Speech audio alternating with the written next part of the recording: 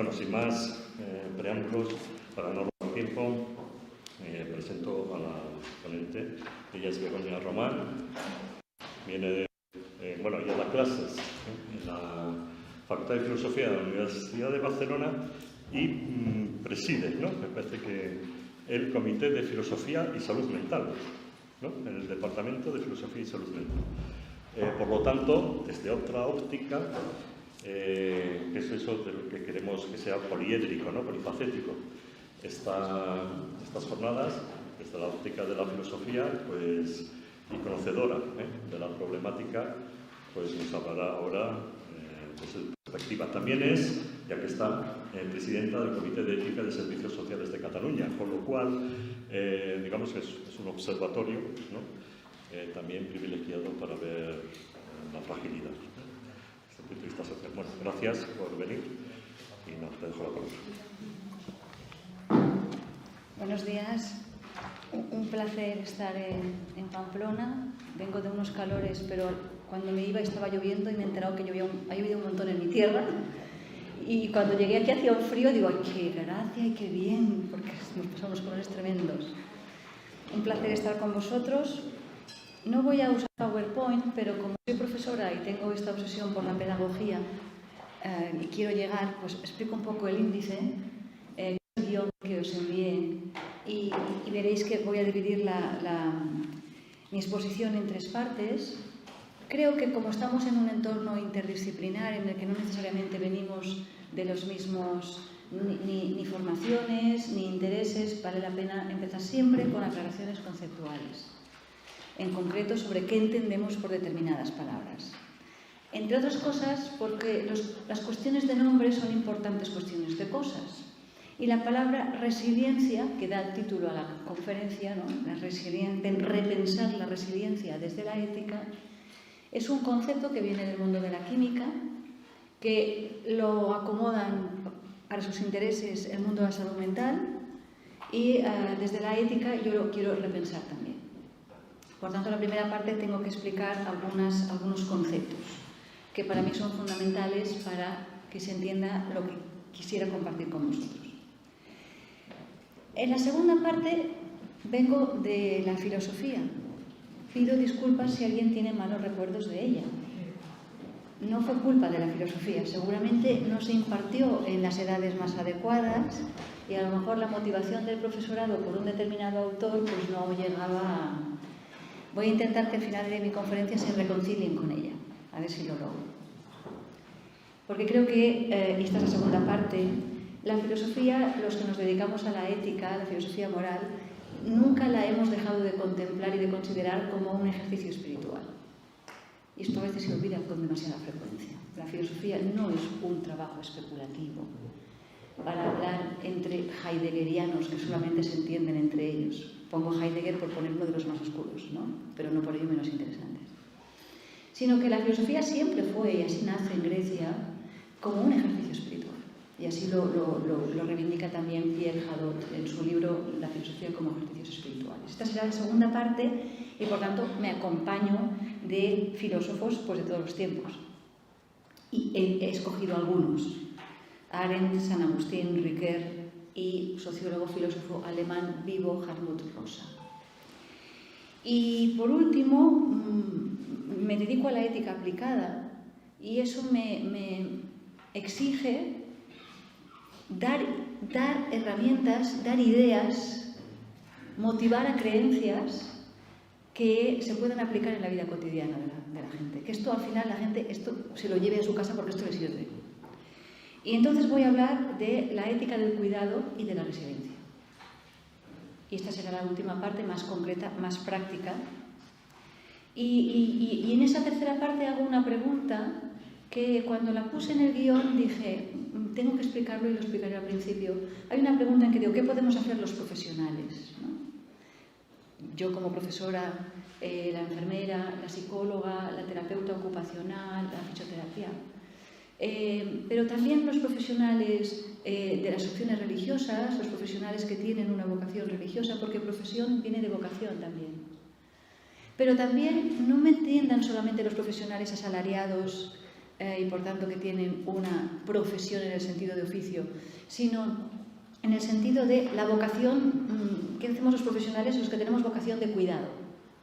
Y ahí estamos todos, porque tarde o temprano, aunque no tengas la vocación, te va a tocar cuidar. Y si no te toca cuidar, has pasado raro por la vida, porque la vida exige siempre cuidado. Bien, vamos, esto era el índice, vamos a la primera parte. José Ortega y Gasset tiene un artículo que a mí me gusta especialmente, que se llama Ideas y creencias. De José Ortega y Gasset es muy conocida su frase y por tanto la vamos a volver a citar. Yo soy yo y mi circunstancia, si no la cambio a ella no me cambio a mí, ¿no? Y esa frase es interesante para recordar que la circunstancia no es un complemento circunstancial, no es un quita y pon. No es un entrar y salir de un escenario, de una circunstancia, sino que la circunstancia nos constituye. Y esto es muy importante cuando yo me detenga a hablar de ¿y cuál es nuestra circunstancia que nos constituye? Y voy a hablar en términos de espiritualidad, pues es una circunstancia esteparia, de intemperie y desencantada, donde hay un desencantamiento del mundo. No únicamente una secularización. Pero la que me interesaba ahora, empezar con Ortega y Gasset, es el artículo que se llama así, Ideas y creencias. Un artículo cortito, de unas 15 páginas, como era José Ortega y Gasset, muy pedagógico. Ahí hay una frase potentísima, tanto quizás o más que la de la circunstancia, tan famosa, que dice, las ideas se tienen, en las creencias se está. Es sugerente, ¿eh? Y yo me atrevo a añadir, y se está hasta el cuello y más arriba. Se está totalmente dentro de ellas, ¿no? Y a veces nos empeñamos en querer dar ideas. Tengo ideas, hay ideas desde las cuales planificamos y desconsideramos en exceso si creemos en ellas, si nos las creemos. Y yo voy a reivindicar como filósofa la importancia no solamente de las ideas a las que nos hemos dedicado los filósofos siempre y las filósofas, sino las creencias. Y resulta que hoy en día la palabra creencia siempre es ¿y tú en qué crees? Y la gente se piensa que es una pregunta por tu opción religiosa. Y eso es una opción religiosa que siempre se piensa en clave personal, privada, subjetiva y casi es una pregunta intimidatoria. En Estados Unidos no. En Estados Unidos se pone a la gente en los hospitales según sus opciones religiosas, pero no porque sean intimidatorias, sino porque consideran que van a estar más acompañados por un enfermo o por un compañero de habitación que compartan ritos y rituales y puedan hablar con unos términos y unos ritos que les puedan unir en momentos como este de un hospital, de fragilidad y de vulnerabilidad, ¿no? Sin embargo, no tiene ningún problema tampoco en preguntarte tú qué religión tienes y tú crees en Dios o tú en qué crees. Tampoco tiene ningún problema en preguntarte tú cuánto ganas. Cuanto aquí eso son preguntas que no se pueden hacer. Y cuando tú conoces a alguien, te dicen, bueno, en la conversación que no salga ni el fútbol, ni el dinero, ni la religión, ni la política, ¿no? Y hay como temas que no son políticamente correctos abordar para que todo vaya bien, es decir, para que no profundicemos. Porque las creencias nos constituyen también, estamos en ellas, ¿no? Pero esas creencias, decía, están vistas como algo, y esto es interesante, hoy, como, a no ser que uno haga una opción religiosa, y muchas de vosotros vais con los hábitos, los crucifijos, y demostráis una opción claramente que se ve en las vestimentas o en los símbolos que lleváis. En líneas generales, hoy se entiende la creencia como algo muy individual, subjetivo y de la intimidad. Y que solamente cuando uno te abre su intimidad puedes hablar de estas cosas. En privado, en confidencialidad. Y eso es un tema interesante, porque no necesariamente las creencias tienen esta constitución. Las creencias, aparte evidentemente de ser individuales y subjetivas, siempre son colectivas, siempre son transmitidas. ¿Por qué si no la mayoría de las opciones religiosas, ya presento consignas, toda religión auténtica es espiritualidad, no toda la espiritualidad es religiosa? Está clarísimo esto, ¿no? No hace falta que nos ahondemos. Evidentemente, digo, toda religiosidad auténtica es espiritualidad, porque si una religiosidad se convierte en superchería, en folclórica, en superficial, en fiestas, pero no hay estas cosas que se dicen, a mí me ponen nerviosa estas frases que se dicen, yo soy católico no practicante, digo, eso no puede ser. Eso es imposible. Un católico no practicante no es católico. Pero es interesante estas categorías nuevas que surgen para decir, ¿qué quiere decir que es católico no practicante? Que yo me lo creo, pero no lo practico. ¿Pero qué no practicas si te lo crees y estás hasta el cuello en ello? ¿Qué es lo que no practicas? Los ritos y determinados aceptaciones de doctrina, de dogma, etc. ¿Vale? Bueno, les decía que las creencias hoy tienen un componente demasiado individualista, demasiado subjetivo, cuando toda creencia es transmitida, es colectiva y está dentro de unas tradiciones, por tanto se transmiten. Con hechos, obras son amores, pero también en espacios donde nos juntamos en comunidad, en ritos y en rituales. Como la creencia se ha quedado en el ámbito de la intimidad, cada vez más se pierde el lenguaje. Y esto se pone de relieve en el tema que luego enseguida abordaremos. En los momentos en que hay dolor, en los momentos en que nos topamos con la enfermedad, con la fragilidad, con la muerte, no hay manera de hablar, porque la nuestra es una sociedad que ha tabuizado el dolor, que ha tabuizado evidentemente la muerte, que no sabemos qué decir, no hay palabras, no hay rituales, pero ha tabuizado todo lo que sea también las creencias, cuando no son compartidas y por tanto sí que vamos con los nuestros a nuestros rituales, ¿no? Y eso hace, cuando las creencias se quedan en un ámbito excesivamente individual y subjetivo, que estén poco pensadas, poco habladas, poco dialogadas, y al final no conocemos mucho a la gente. Porque si en las creencias se está, pero yo no sé dónde tú estás, ¿qué tipo de relaciones se forjan? Si no es o intimidad o no intimidad. Es un tema interesante que es relativamente nuevo. Otra idea, la resiliencia. Os decía que la palabra resiliencia es un término que procede más del ámbito de la química y de la industria de los metales.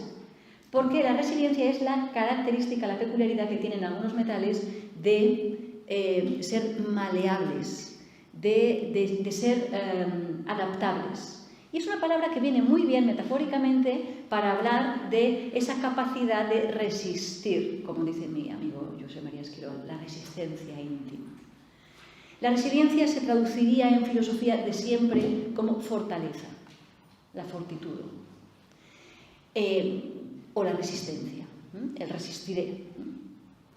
Pero es más bien que resistir o ser fuerte, esa capacidad de adaptación a las circunstancias y por tanto incluye la dimensión de fortaleza, de resistencia, pero es fuerte y resistente porque se adapta, porque cuando se cambian las circunstancias y se ponen a prueba las creencias, ¿por qué me has abandonado?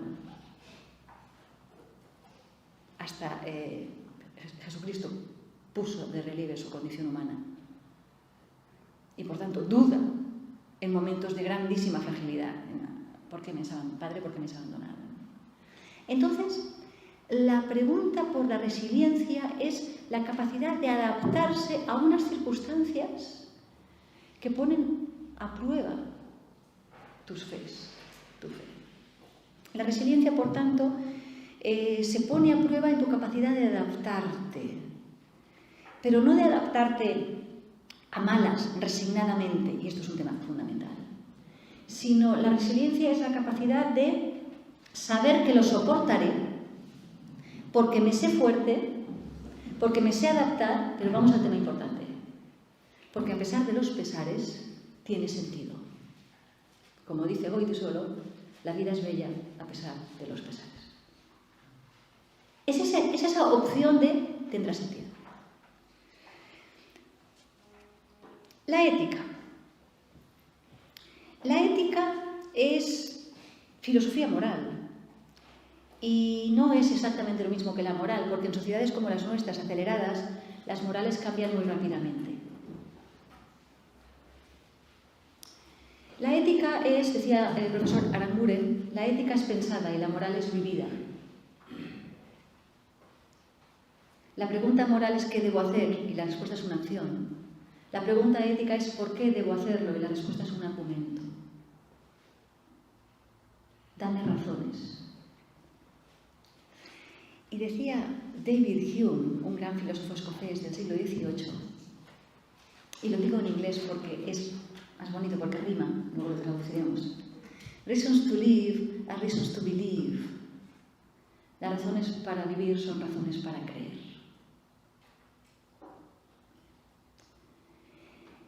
La ética es una reflexión sobre la vida buena. Y una vida buena es una vida dedicada a la búsqueda de la vida buena. Si traduzco en términos de espiritualidad, a la búsqueda del sentido, como dijo Viktor Frankl en esa bonita obra. Y como dijo Nietzsche, pero hace famosa Viktor Frankl en esa obra, la frase, quien tiene un porqué soporta casi cualquier cómo. Y ese porqué no es estrictamente de ideas racional. Reasons to live are reasons to believe. Son razones para creer. Y la pregunta es, ¿en qué creemos? Y cuando llevamos a cabo un proyecto que está muy bien pensado, ¿tú te lo crees? Porque si no te lo crees, ¿sabes qué pasa? Que el cuerpo te delata. Y el cuerpo no miente. A lo mejor miente el lenguaje, miente tus ideas, pero en las creencias está. Y cuando tú no te lo crees, ya puedes poner el protocolo, ya puedes poner la frase, ya puedes poner, pero el cuerpo te delata, la desgana. Y decimos aquello de, yo digo mucho esa frase, y mi hija me dice, ¿esto qué significa? Le digo, mujer de poca fe, le digo eso. Son estas palabras que ya no se usan, ¿no? La ética, como esta reflexión es pensada, por eso repensar la resiliencia, por supuesto, desde la ética. Pero la ética, en tanto que repensar en qué consiste la vida buena, y la vida buena es una vida dedicada a la búsqueda del sentido, es que resulta que esa búsqueda del sentido, que no es únicamente racional, como enseguida explicaré, esa búsqueda del sentido está ligada a la forja del carácter.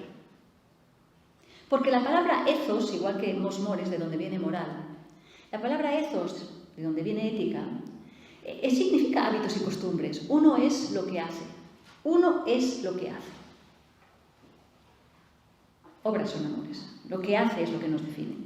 Con lo cual, lo que está en juego en la reflexión sobre la resiliencia, sobre la búsqueda de la vida buena, es el tipo de personas que somos.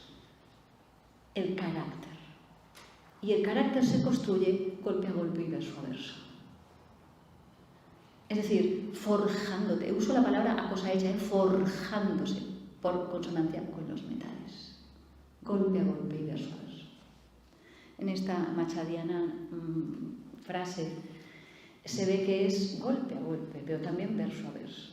Es decir, la poesía y la condición humana de intemperie, de expuesta. Y eso liga con la salud mental.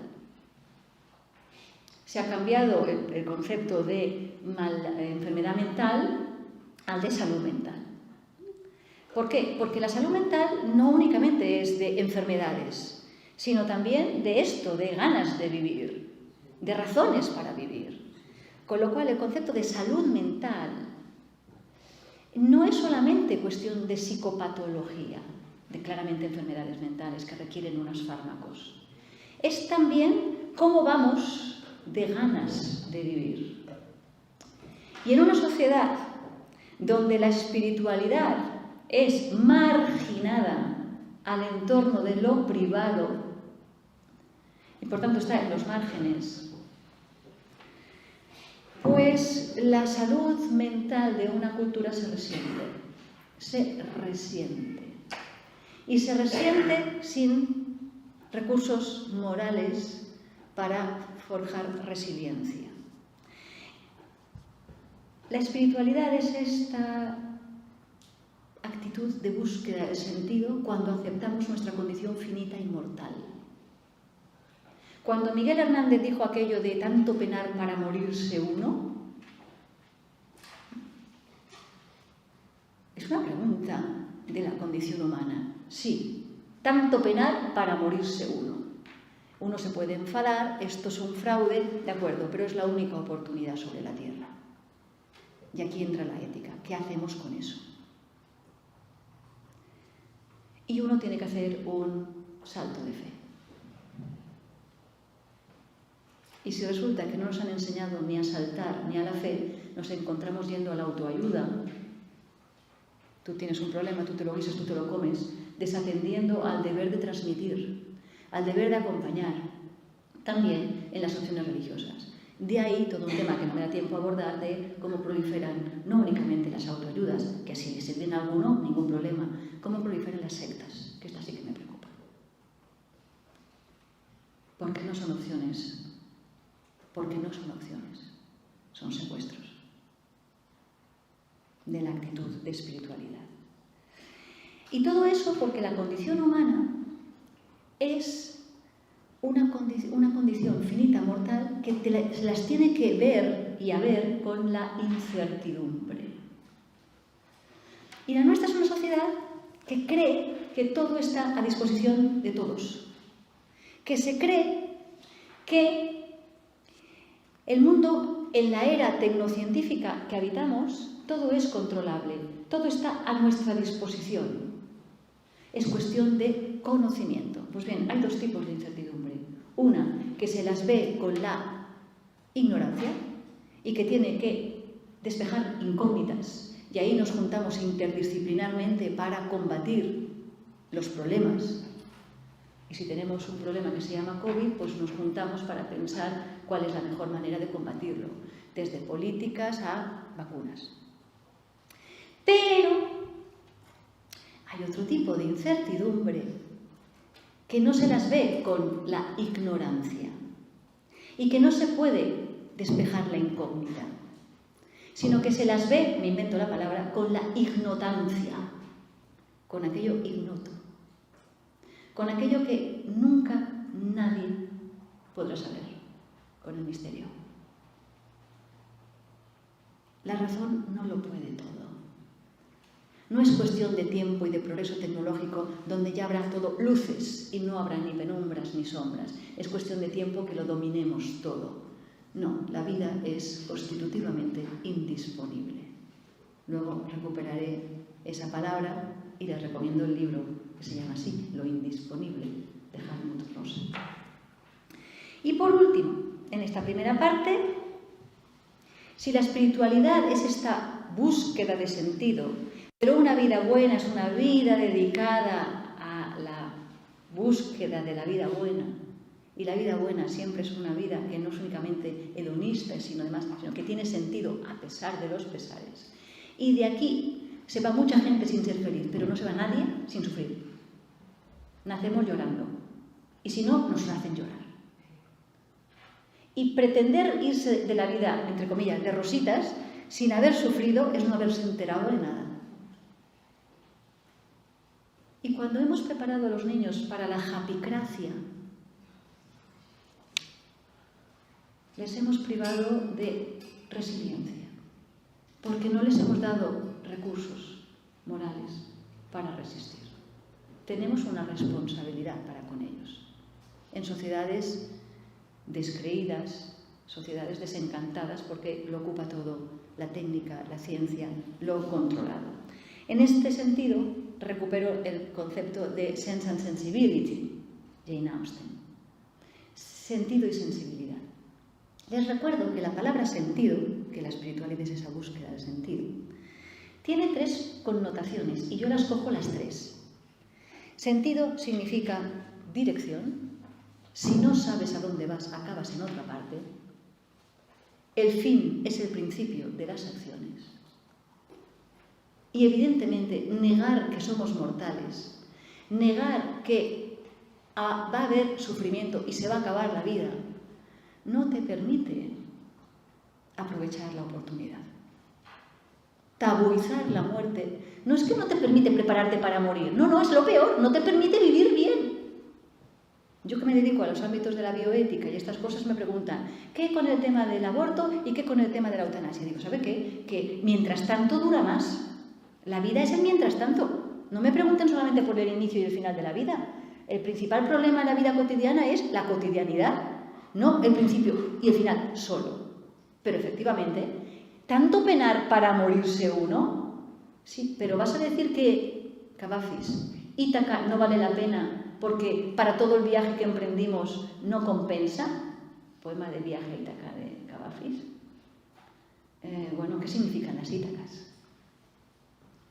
El fin es el principio de las acciones. El fin es el principio de las acciones. Aceptar, reconciliarse con que tu vida tiene que tener sentido, ponte a buscar la dirección. Perdonen la broma, pero yo tengo algunos alumnos de primero que dicen, ¿cómo es que no has venido el año pasado? Dice, no, es que estuve de un año sabático. Y le pregunto, ¿tú sabes lo que significa sabático? Dice, no, digo, pues tú vienes judío, de los sábados y demás. Y digo, pero para descansar hay que cansarse. Con 18 años todavía no te da tiempo. Pero además, ¿a dónde fuiste? Me dice, a India. Y dice, y me dice, ¿no? Y me fui a India para encontrarme. Y digo, ¿y allá te encontraste? Te vas a pasar toda la vida buscándote. Pero entonces no vengo aquí, porque yo vengo aquí a que me ayuden a encontrarme. Digo, pues te vamos a ayudar con brújulas. Pero es importante tener una brújula del proceso de la búsqueda. Pero tiene que haber una dirección. Y esa dirección es, ¿qué hago yo conmigo? ¿Qué hago yo conmigo? Porque mi vida soy yo. Y esto es la mística. Y la espiritualidad es fundamental. Por eso cuando hablan de salud mental y de espiritualidad, me enfado un poquito con mis colegas psicólogos y psiquiatras, porque se dedican a abordar lo bio, se dedican a abordar lo psico y se olvidan en exceso de lo socio y espiritualidad. Y a veces de lo que hay que hablar es de la espiritualidad. Les recomiendo otro libro, los filósofos nos encanta hacer esto, de recomendar libros. Eva Meijer es una filósofa, artista y mujer que padece depresiones profundas, que tiene un magnífico texto que se llama Los límites de mi lenguaje. Meditaciones sobre la depresión. Meditaciones sobre la depresión es su subtítulo, Los límites del lenguaje. Usa la frase de Wittgenstein. Eva Meijer, con J, es holandesa. Y Eva Meijer se dice que es una persona atea y sin embargo cuando ella dice ¿y cómo me reconcilio? ¿Cómo saco yo la resiliencia para vivir con esta depresión profunda que es crónica y a veces viene? Y hace un canto muy franciscano de Francisco de Asís a la naturaleza, a algo superior a mí, que está más allá de mí y que a pesar de que tengo mala suerte porque tengo depresión profunda y con ciertos ciclos, está de mi parte. No sé cómo, pero no me abandona y vale la pena que yo desarrolle esa resiliencia. Es un interesantísimo texto, sencillito, que le recomiendo mucho. El sentido es la dirección, pero también significa el significado. El sentido tiene tres connotaciones: dirección, significado, ¿qué significa para mí? ¿Por qué vale la pena?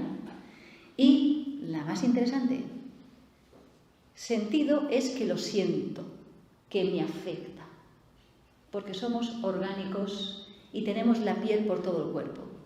Y todo nos entra porque nos toca y nos trastoca. Todo entra por aquí. Vamos a la segunda parte, la filosofía como ejercicio espiritual. La filosofía no es otra cosa que esta búsqueda de sentido. Pero es un ejercicio de poner en orden, de reflexionar las ideas y las creencias. Y la nuestra está en un contexto, nuestra sociedad, está en un contexto de muchísimo cambio social, una sociedad muy acelerada, que damos por supuestos muchos supuestos, Quedamos por supuesto que esto de la espiritualidad, como es un universal, pues todo el mundo acabará encontrándose con la pregunta. Hay que incentivar las preguntas, ¿saben? Y nosotros hemos desatendido la espiritualidad. Pensábamos que esto era como una especie de seta que surge por generación espontánea. Aquí hay un deber social de transmitir, no mi opción, pero con mi opción, transmitir de todo el mundo tiene ese tema pendiente, radical, de echar raíces, como diría Simone Weil. Y como sociedades lo hemos dejado en la privacidad, lo hemos dejado con los que ya la tienen y no hemos cultivado. Cultura viene de eso, de cultivar. No hemos cultivado la búsqueda. ¿Y qué nos está pasando con esta pandemia de salud mental? Pues que cuando a uno incluso las cosas le van bien y ha hecho su carrera universitaria, su máster, tiene su hipoteca pagada, tiene hijos, todo le ha ido bien, la vida le ha tratado bien, y me dicen, ¿y esto es todo?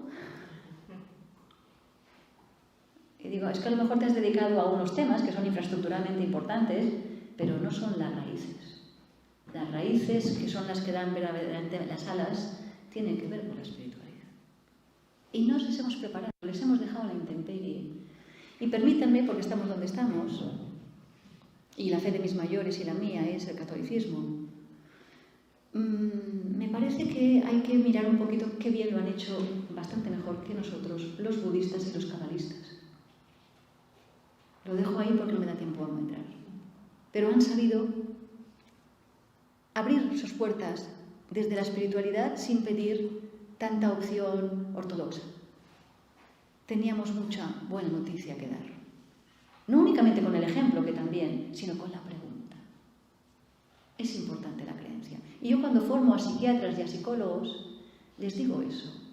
No únicamente os quedéis con el caso, lo bio, las pastillas y demás que a veces hacen falta, para que pueda dormir, para que pueda descansar, para que haya las serotoninas y todas estas cosas, las bioquímicas, fantástico, lo bio, lo psico, vamos a hablar, la terapia, la palabra, fantástico. Pero no nos olvidemos de las estructuras sociales. Y nuestra estructura es distópica. La utopía está muerta, enterrada y a cal y canto. No hay futuro. Y si no hay futuro, si no sabes a dónde vas, acabas en otra parte. Y si a la gente le dice que el futuro es que el mundo se acaba porque ecológicamente va muy mal, vais a vivir peor que vuestros padres, no sepa que estudiáis tanto si nos vais a tener más que cognitariado, la novedad del proletariado. El proletariado invertían en hijos, pues estos jóvenes no pueden invertir en hijos porque los pueden mantener, invierten en conocimiento y se empobrecen en conocimiento porque tienen que estar continuamente poniéndose al día y se pasan la vida estudiando y teniendo que cambiar de trabajo, etcétera, etcétera, ¿no? La sociedad acelerada y desencantada que niega lo indisponible, que niega que no lo podemos controlar todo, genera muchísima problemática mental. Llevamos años diciendo que la depresión será el 25% de la población tendrá depresión. Ha venido una pandemia y supera mucho el 25%. Y es importantísimo que pongamos psicólogos y psiquiatras en los centros de atención primaria, que pongamos más acceso en los equipos psicopedagógicos en las escuelas y demás, que las personas mayores que padecen la soledad, tema fundamental, padecen la soledad. Claro, ¿qué nos está fallando aquí? Pues nos está fallando lo social impregnado de razones para creer en nosotros. Hannah Arendt hace una distinción muy bonita, que dice que la mayoría de nosotros nos han enseñado a ser actores. Venimos a desarrollar una trama que otros han escrito, aparecemos in media res en una obra de teatro que ya está iniciada y desarrollamos el guión que otros han escrito, somos actores. Y la búsqueda de la vida buena es un apropiarse éticamente de tu vida y escribir tu propio guión. Somos entonces autores. Primero somos actores y luego somos autores. Desarrollamos nuestra propia trama, escribimos nuestra obra. Pero, y aquí viene lo interesante, dice Arendt, el que verdaderamente hace y crea historia es el narrador. Porque el narrador no está haciendo y escribiendo el guión, sino tejiendo la trama, buscándole el sentido. Ella hizo la tesis doctoral sobre San Agustín, y San Agustín en las Confesiones hace una reflexión potentísima en el siglo V, que es muy actual. Agustín allá, y venía, su experiencia biográfica venía de donde venía, ella hace una distinción entre instalarse en el instante y vivir el presente. Vivir el presente no es el carpe diem. Instalarse en el instante es el carpe diem. Ahora, agarrarse a la vida de hoy, pero eso no es una vida humana, porque la vida humana necesita sentido. Sense and sensibility. Dirección, significado y sensibilidad. Y vivir el presente es actor, actor, actor, autor, autor, autor, tener experiencias, y ahora una, después de otra, pero sin el reposo para preguntar ¿y qué hago yo haciendo todo esto? Eso es lo que yo resumo diciendo pararse a pensar. ¿A dónde voy? ¿Qué estoy haciendo? Y para eso, decía Agustín, hace falta no instalarse en el instante, sino vivir el presente. Pero para vivir el presente tengo que tener memoria y recordar de dónde vengo y pensar el pasado. Para poder prestar atención al presente. Porque solamente si presto atención al presente, tengo memoria y recuerdo de dónde vengo y quién soy. Y precisamente porque hay memoria, atención al presente, puedo imaginar un futuro que depende de mis acciones, no al 100%, pero en algo sí, sobre todo en lo que hago de mí y de mi capacidad de aceptar mis condiciones, mis circunstancias. Y para eso hace falta tener fe, esperanza y caridad, que son las virtudes teologales que se podrían traducir hoy de otra manera, pero a mí me interesa mucho ahora recuperar el concepto de esperanza. Y el de caridad lo voy a resumir con la frase de la generosidad genera. La caridad es amor, es ágape, y es la generosidad genera.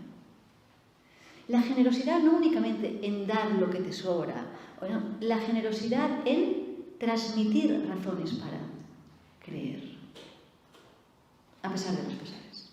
Pues bien, Paul Ricoeur, que nos cuenta todo esto también de San Agustín en un artículo muy bonito que se llama El sufrimiento no es dolor, nos dice que la sociedad contemporánea, y esto lo explica muy bien Byung-Chul Han, un filósofo coreano afincado en Alemania, H-A-N, en psicopolítica, en la sociedad del cansancio o en la sociedad paliativa.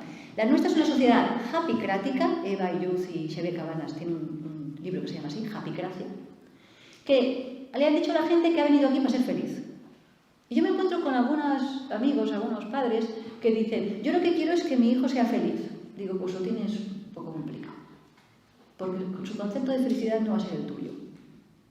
Pero lo que es más interesante, a lo mejor deberías preocuparte más porque sea una buena persona que por ser feliz, porque a lo mejor las circunstancias no le son favorables y a pesar de eso su vida tiene que tener sentido. Y cuando hemos educado a los niños para ser felices y están en una permanente Disney World, les estamos dejando desprovistos, no únicamente de recursos para afrontar la adversidad, no solamente eso, no únicamente desprovistos para la resiliencia, les estamos dejando desprovistos de una vida auténtica, de que tenga sentido. El sufrimiento no es dolor y con lo cual no se cura con pastillas. Se tiene que también aprender de él y ahora vamos al tema. Hay mucho dolor que lleva pedagogía, hay mucho dolor que se aprende. José Hierro, el poeta español, decía a la alegría por el dolor. Sí, pero hay veces que el dolor no te enseña nada y ese es el dolor del depresivo el esquizofrénico, ese dolor no me sirve de nada, es mala suerte. ¿Por qué me pasó esto a mí? ¿Por qué tengo esta enfermedad crónica y compleja? Y a pesar de eso, de ser un esquizofrénico para el cual no tenemos más que ir probando a ver depresiones que vienen cíclicas, que vienen crónicas, lo que es psicopatología, enfermedad mental, incluso en esos casos de mucha mala suerte, hay que acompañar para forjar la esperanza y la fe en que tendrá sentido. ¿Pero eso qué implica? Hartmut Rosa. Eso significa que cuando hacemos la lectura de que la vida es indisponible, hay dos lecturas de esa condición humana, de que no todo es controlable, no todo está bajo control, a nuestra disposición. Si hay problemas técnicos, eso se resuelve técnicamente. Si hay dolor, haces una psicoterapia y se cura, o tomas estas pastillas y ya se cura. No, no todo está a nuestra disposición. Somos animales afectables. Vulnus quiere decir herida. Todo nos puede herir. Somos muy frágiles. Pero hay una parte positiva de lo indisponible. Esa apertura al misterio, a lo ignoto, es la condición de posibilidad de lo que Hartmut Rosa llama la resonancia. Luego me gustaría muchísimo entender la conferencia de Ana, porque los místicos sabían mucho de resonancia. ¿La resonancia qué es? Es una experiencia de aceptar la indisponibilidad con un gozo que no es el placer, de saber que hay algo, alguien superior a mí, que a pesar de que no me ha dado unas circunstancias, unas cartas muy favorables, entre comillas, mala suerte, yo no le he hecho la culpa, sino que tendrá sentido. La resonancia es esa experiencia de gozo, de comunión, espiritualidad.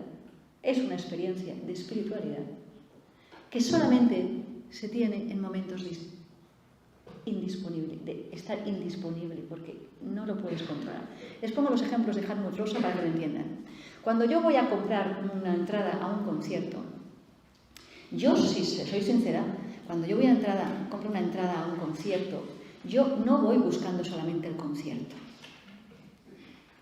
ni explicar, he ido a escuchar a este autor, a este cantautor. Ayer estaba Serrat aquí, me he dicho. Estuvo bien. Hoy también, ¿verdad? En Pamplona también, me ha preguntado Iñaki si en Pamplona, digo, yo creo que sí, que 2 días, viernes y sábado. Bueno, pues, si yo voy a comprar entradas a Serrat, pregunté, digo, tendría gracia que tuviéramos que encontrarnos los 2 catalanes en Pamplona, pero bueno, todo sea, porque ese es el último concierto de Serrat. Me dijeron que estaba todo vendido. Yo cuando compro unas entradas, yo no solamente quiero decir, yo fui a ver el último concierto de Serrat. Tiene sentido en mi historia, me acordaré de ese concierto. Yo lo que voy buscando es presentes de resonancia. Quiero que haya un momento, sobre todo con el Mediterráneo, en que yo tenga una experiencia que la hará inolvidable.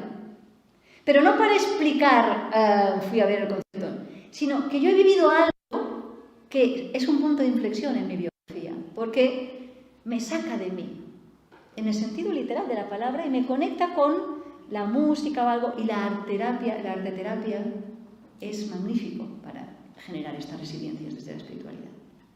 Cuando uno compra un viaje, no va únicamente buscando la experiencia del viaje, va buscando momentos de resonancia.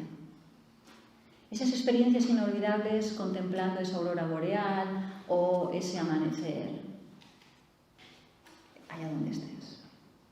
Y cuando yo vuelvo del concierto o vuelvo del viaje y no he resonado, no puedo protestar para que me devuelvan el dinero, porque la resonancia es indisponible. ¿Se está entendiendo? O sea, que la indisponibilidad de la vida es al mismo tiempo la condición de posibilidad de la resonancia. Esa esperanza de que hay algo superior a mí y hay momentos en que me comunico con eso. por los cuales la vida vale literalmente la pena. Vamos ahora sí a la última parte. ¿Y qué hacemos con todo esto? Ética del cuidado y resiliencia. Pues la resiliencia se forja golpe a golpe y verso a verso. Y creo que ha habido muchos golpes, pero pocos versos. Y lo de verso es el mejor disco de Serrat, a mi parecer, son los dos mejores, a mi parecer, son los que le dedicó a Machado y a Miguel Hernández.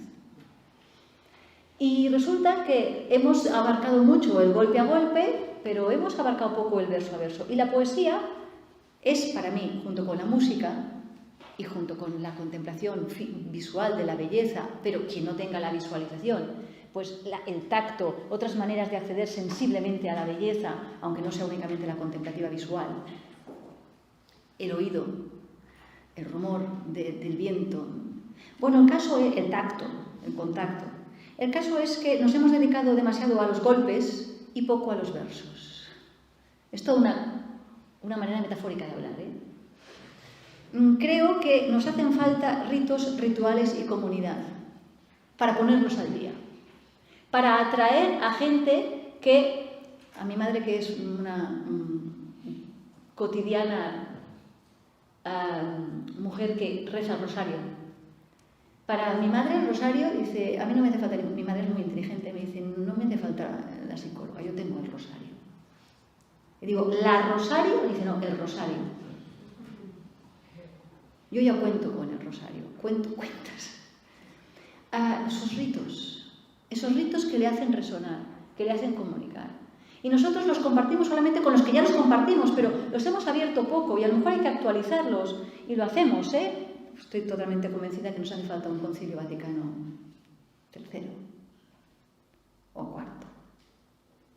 Nos hace falta ritos, rituales y comunidad y, por tanto, compartir momentos de resonancia, que se facilite la resonancia, y esos son los ejercicios espirituales. Nos hace falta interpelar claramente con preguntas, no intimidatorias, sino desde la cercanía y la proximidad y la amabilidad. ¿Y tú en qué crees? ¿Y tú esto te lo crees? Nos hace falta dejarnos interpelar,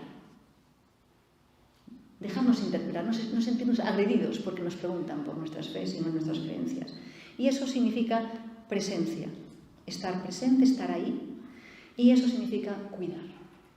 Una relación de proximidad, de estar presente, de estar por ti y de profundis. Sí, el señor Oscar Wilde escribe el de profundis cuando está en prisión y se pone a repensar razones para vivir. En la verticalidad de lo oscuro que puede ser el dolor, a lo mejor aparece alguna luz de por qué vale la pena aferrarse a eso. Y eso significa pararse a pensar el sentido, la dirección, hacia dónde vas, el significado de esa búsqueda, pero también lo sentido, lo que estás sintiendo. Creo que ahí el arte nos puede ayudar, pero también el ejemplo, porque el ejemplo predica, y se trata de predicar con el ejemplo. Algo superior a mí se comunica conmigo en momentos en que yo dejo de hacer, me paro en una sociedad acelerada, y me dejo interpelar. Como decía Quevedo, se trata de saber que somos mortales, que hay dolor, que no todo está siempre de nuestra parte y de nuestra disposición, que seremos ceniza, mas tendremos sentido.